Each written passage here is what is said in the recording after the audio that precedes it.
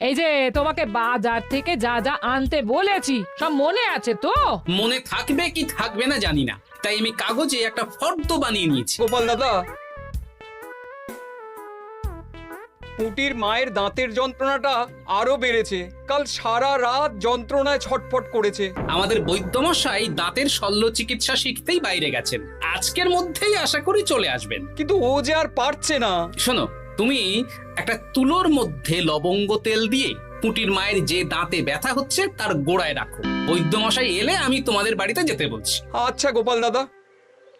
যাই, বাজার থেকে চটপট ঘুরে আসি, এরপর আবার রাজসভায় যেতে হবে।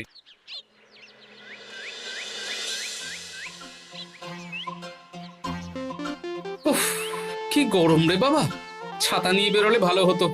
এই তো সামনে আখের রস বিক্রি হচ্ছে, একটু আখের রস খাই, শরীরটা বেশ চাঙ্গা লাগবে। ভাই, আখের রস কত করে দিচ্ছ? 1 ভাঁড় 10 আনা গোপাল দাদা। দাও দেখি 1 ভাঁড়। আরে, এই যন্ত্রটা কিন্তু দারুণ। ওই আমাদের রাজ্যের বিজ্ঞানী মশাইয়ের অবদান।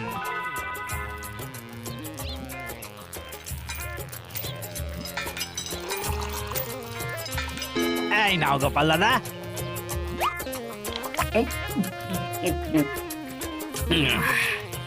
আহ, শান্তি। এই নাও ভাই, তোমার 10 আনা।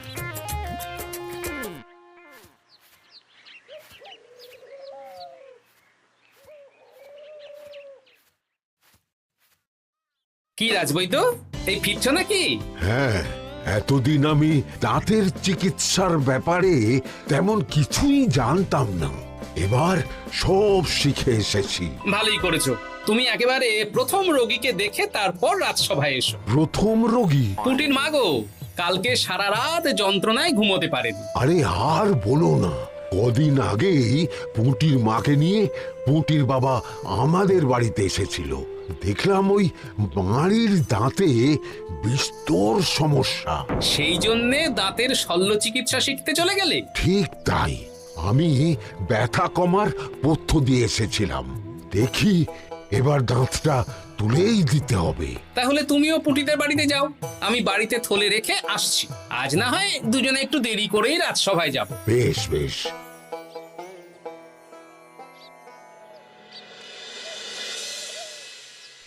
দেখুন মহারাজ, দেখুন আজকে রাজবৈদ্য আসেনি আর ওদিকে গোপালও ডুব দিয়েছে। এই আনন্দে আমাদেরও ছুটি দিয়ে দিন মহারাজ। কি আনন্দে? এই গরমে বাড়ি বসে একটু আমপানার শরবত খাবো আর ঘুমাবো। রাজ্যের সেনাপতি যদি বিশ্রামের কথা বলি তাহলে আমার আর কিছুই বলার নেই।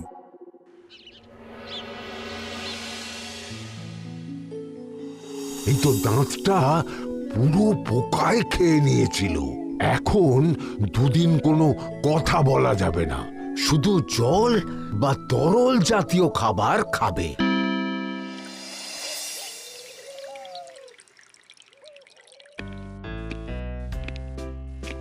ওই তো গোপাল আর রাজবৈদ্য দুজনে একসাথে রাজসভায় ঢুকছে। রাজবৈদ্য মশাই ওনার জীবনের প্রথম শল্য চিকিৎসা করছিলেন, তাই আমিও দেখছিলাম। তা কি রাজবৈদ্য, সফল হয়েছ? হ্যাঁ মহারাজ, পুঁটির মায়ের একটা মাড়ির দাঁত পোকায় খেয়ে নিয়েছিল, সেটাই তুলে দিলাম। ভালোই হলো, আমাদের রাজ্যে কোনো দাঁত তোলার বৈদ্য বা চিকিৎসক ছিল না। এখন তুমি সাধারণ রোগ ব্যাধি নিরাময়ের সাথে সাথে দাঁতের চিকিৎসাও করবে। কিন্তু মহারাজ, একটা যে সমস্যা আছে। আবার কি সমস্যা? আমি যে দাঁতের শল্য চিকিৎসা করি এটা তো আর রাজ্যবাসী জানে না, তাই কতজন আর আমার কাছে আসবে সে নিয়ে আমার সন্দেহ আছে। মানে তুমি চাইছো যাতে তোমার কাছে বেশ কিছু রোগী তাড়াতাড়ি আসুক, যাতে তুমি অনুশীলনও করতে পারো, তাই তো? একদম ঠিক ধরেছেন মহারাজ, কাজ না করলে হাত পাকাবো কি করে? তাহলে ঢেড়া পিটিয়ে বলে দিলেই তো হয়। এতে তেমন ভালো কাজ হবে বলে মনে হয় না। তা তুমি কি বলতে চাইছো গোপাল? প্রচার হবে, কিন্তু একটু অন্যভাবে। কিভাবে? আজ বিকেলে আমি রাজবৈদ্যর হয়ে প্রচার করব, শুনে নেবেন। বেশ। শুনুন শুনুন শুনুন, আমাদের কৃষ্ণনগরের রাজবৈদ্য এখন দাঁতের শল্য চিকিৎসাও করছেন। যারা যারা আমাদের রাজবৈদ্যের কাছে দাঁত তোলাবেন তাদের দাঁত তোলার পরে দুদিন কোনো শত্রু থাকবে না। চিকিৎসার সময় সকাল 7টা থেকে সকাল 10টা পর্যন্ত।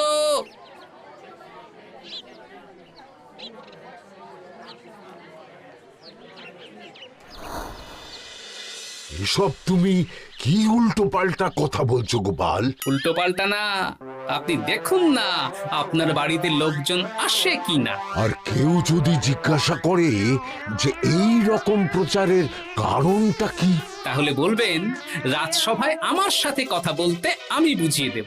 বেশ।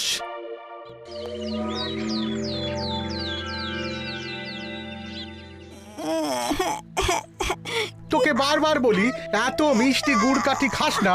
কি করবো বাবা, কি ব্যথা।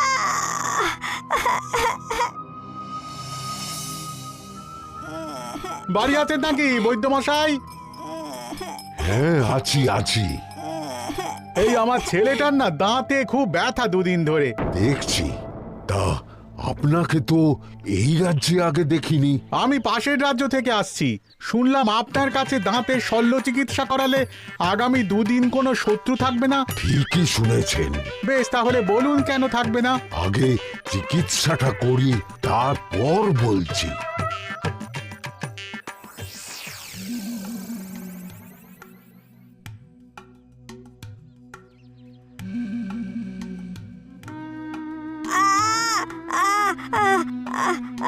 আর চিন্তা নেই, এখন দুদিন কোনো কথা বলা যাবে না।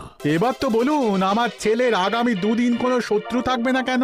আজকে রাজসভায় চলে আসুন, ওখানে গোপাল এই প্রশ্নের উত্তরটা দিয়ে দেবেন।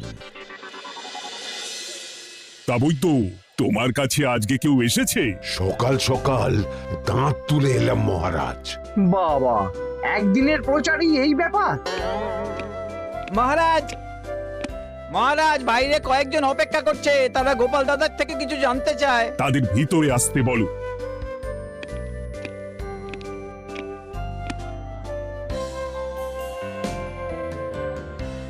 আজ আমার ছেলে বৈদ্যমশাইয়ের কাছে একটা দাঁত তুলিয়েছে। আমি জানতে চাই প্রচার অনুযায়ী আমার ছেলের নাকি আগামী দুদিন কোনো শত্রু থাকবে না, সেটা কেন বলা হয়েছে? বলতে পারি, কিন্তু কথা দিতে হবে। এই কারণটা বাইরে আর কাউকে বলা যাবে না। বেশ, বলবো না। বাংলায় একটা প্রবাদ আছে, বোবার শত্রু নেই। মানুষ সাধারণত কথার বিনিময়ে মতবিরোধ, বিবাদ বা শত্রুতা করে। যে ব্যক্তি কথা বলতে পারে না, তাই তার সঙ্গে কথা বলে মতবিরোধ হওয়ার কোনো সুযোগই নেই। মানে যার যার দাঁত তোলা হবে তারা তো আগামী দুদিন কথা বলতে পারবে না। আর কথা না বললে কোনো বিবাদ হওয়ার ব্যাপার নেই। আর বিবাদ না হলে কারো সাথে শত্রুতাও হবে না। কি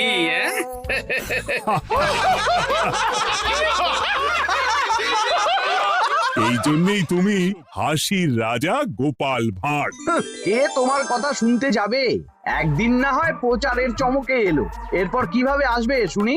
এরপর রাজবৈদ্যের সুনামেই লোকজন ছুটে ছুটে আসবে। বাহ বাহ বাহ, তোমার কত জ্ঞান! মহারাজ, এই কথা শুনে আমার মাথাতেও একটা বুদ্ধি এলো। অল্প পুঁজিতে শুধু প্রচারের জোরে এত রোজগার করব না, গোপাল হাঁ করে দেখবে।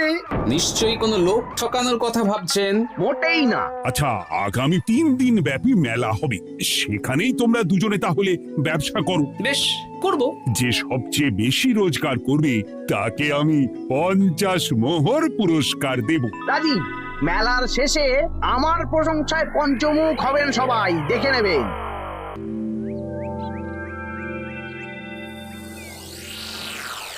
খুব তো বড় মুখ করে বলে এলেন যে ব্যবসা করবেন মেলার মাঠে। তা আপনি কি ব্যবসা করবেন শুনি? ভাগ্য পরীক্ষার দোকান দেব। মানে আমি বিভিন্ন মেলায় দেখেছি যে একটা দোকানে নিচের দিকে হেলানো অবস্থায় একটা পাতলা কাঠের পাটাতন থাকে। সেই পাটাতনের উপরে 1 থেকে 6 অবধি সংখ্যা লেখা থাকে, তাই তো? হ্যাঁ, যারা মেলায় ভাগ্য পরীক্ষা করতে আসবে তাদের ফাঁপা লোহার 6টা বল দেয়া হবে। যদি ওই 6টা বলই 6 নম্বর লেখা খোপের মধ্যে ঢোকাতে পারে তাহলে প্রথম পুরস্কার পাবে। আমিও ওটারই দোকান দেব, কিন্তু শুধুমাত্র একটাই পুরস্কার থাকবে।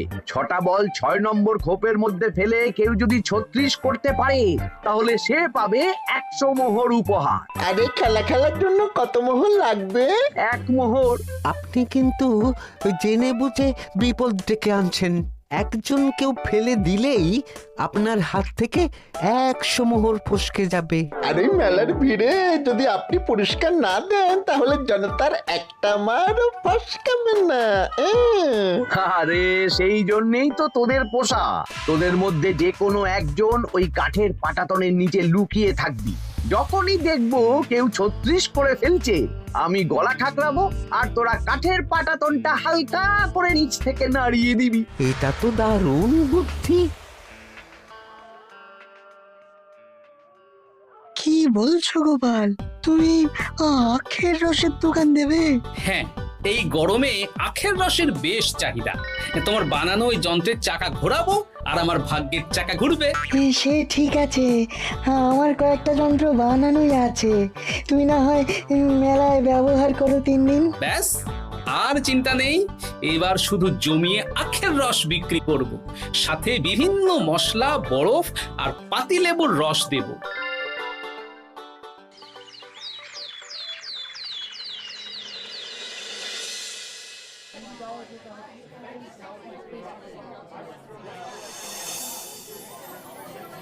এই দোকানের পানীয় খেয়ে মন হবে বশ। গোপাল ভাঁড় নিয়ে এসেছে ঠান্ডা আখের রস। আরে গোপাল দাদা, তুমি আখের রস বিক্রি করছো? ঠান্ডা আখের রস। কত করে গো গোপাল দাদা? 1 ভাঁড় মাত্র 10 আনা। 6 ভাঁড় দাও। এক্ষুনি দিচ্ছি। আসুন আসুন আসুন, সবাই আসুন। আসুন আসুন আসুন, এদিকে আসুন, এদিকে আসুন, ভাগ্য পরীক্ষা করুন। 1 মোহরে 100 মোহর।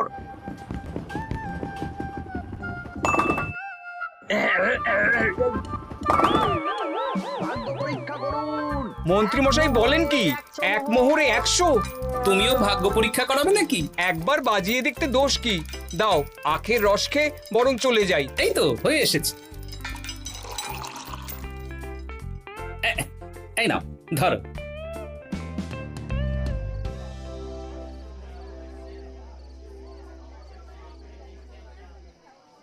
কি মন্ত্রী, ব্যবসা কেমন চলছে? ভালোই। আপনি একবার ভাগ্য পরীক্ষা করে দেখবেন নাকি মহারাজ? না না না, আমি এসবে নেই। জানি আপনার কাছে 100 মোহর নস্যি, তবুও 1 মোহরের বিনিময়ে চেষ্টা করে দেখুন না। আচ্ছা, এত করে বলছো যখন, দেখি। 1 মোহরে 6টা বল। বাবা বাবা বাবা, দেখুন মহারাজ চেষ্টা করে।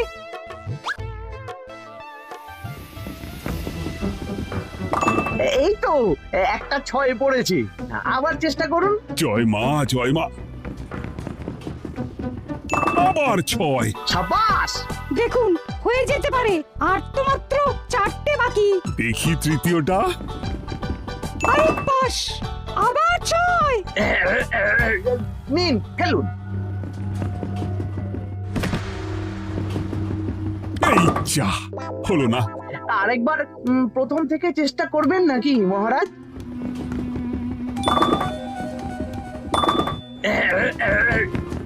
না, এবারেও হলো না। 2 মোহর জলে। অন্য সব জায়গায় বাকি সংখ্যাতেও পুরস্কার থাকে, আপনার এখানে নেই কেন? আমার এখানে ধামাকা পুরস্কার, তাই বাকি আর কিছু রাখিনি। 36 করতে পারলেই 100 মোহর। এই নাও মন্ত্রী, 2 মোহর।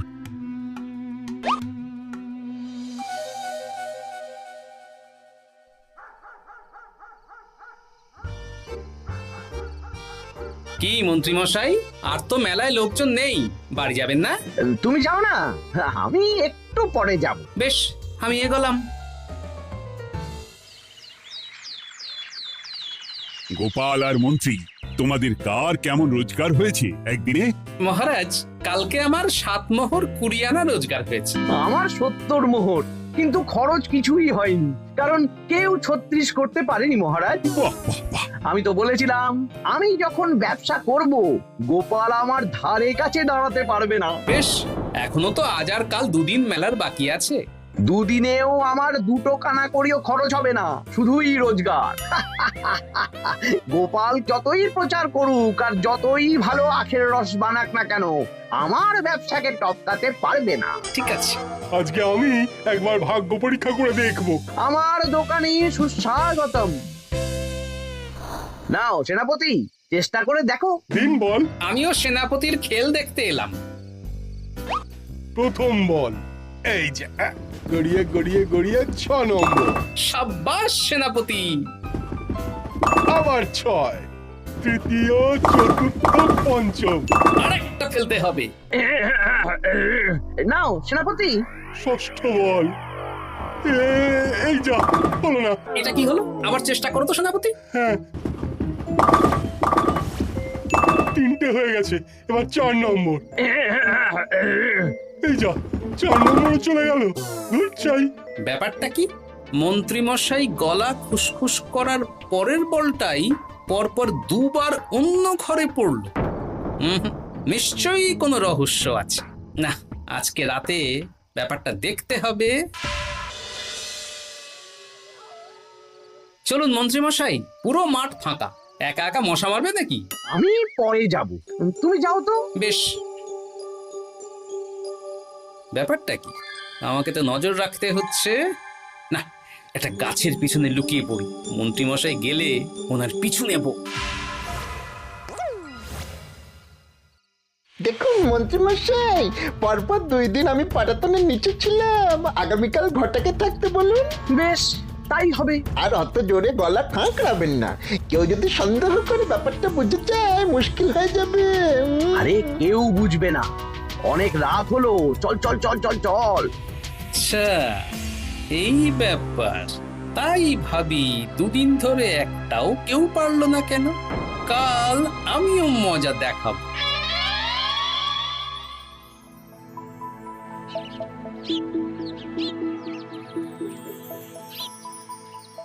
বাবা চলে এসেছেন দেখছি।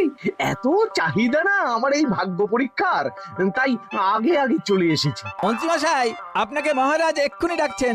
এখন কেন? সে তো জানি না, চলুন।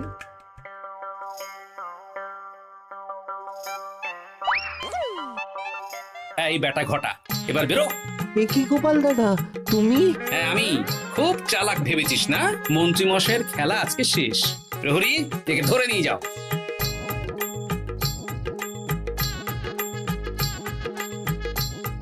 বিজ্ঞানী, তুমি তোমার চুম্বক নিয়ে এসেছো তো? হ্যাঁ, এবার 6 নম্বরের নিচে একটা টান টান করে সমান রেখা টানতে হবে, আগা থেকে গোড়া অবধি।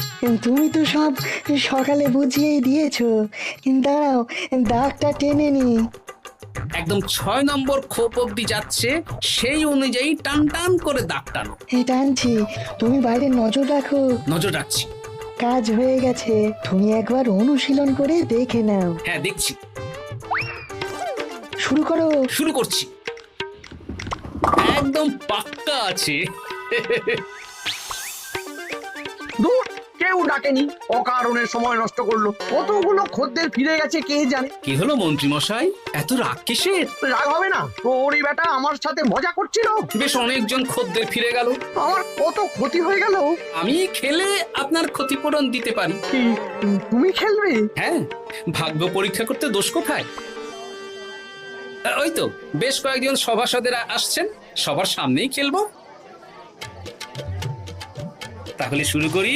হ্যাঁ, শুরু করো। এই বল যা, 6 নম্বরে যা। আরে বাস, গোপালের ফেলাপল তো গড়ালো না, সোজা 6 নম্বরে চলে গেল। এই দেখুন, আবার যাবে। বলকে আমি বলবো, বল কথা শুনবে। এই বল যা তো, 6 নম্বরে যা। আবার 6, আবার 6। আবার 6। কি এটা কি হচ্ছে? যা বল, এটাও 6 নম্বরে যা। আবার 6, 100 মোহর। হ্যাঁ, এটা কি করে হলো? দিন মন্ত্রী মশাই, 100 মোহর দিন। ইয়ে না, মানে মন্ত্রী দাও বলছি। আমি আবার খেলবো। 6, আবার 6। আবার 100 মোহর। আর নেই। এই ঘটা, আর কি করছিসটা কি? ঘটা নেই মন্ত্রীমশাই, আমি আছি। আর আছে আমার চুম্বক। মানে মানে তোমার কারসাজি ধরা পড়ে গেছে মন্ত্রী। গোপাল আমাদের সব বলেছে। হ্যাঁ, আপনি যেমন ছলনা করে ভাগ্য পরীক্ষার ব্যবসা করছিলেন, তেমনি গোপালও ছলনা করে আপনার ব্যবসা উল্টে দিল। তাহলে শেষমেশ কে জিতলো? হাসির রাজা, জ্ঞানীর রাজা, রসিক রাজা গোপাল ভাঁড়। লোকের ভাগ্য পরীক্ষা করছিলাম আর আমারই দুর্ভাগ্য নেমে এলো।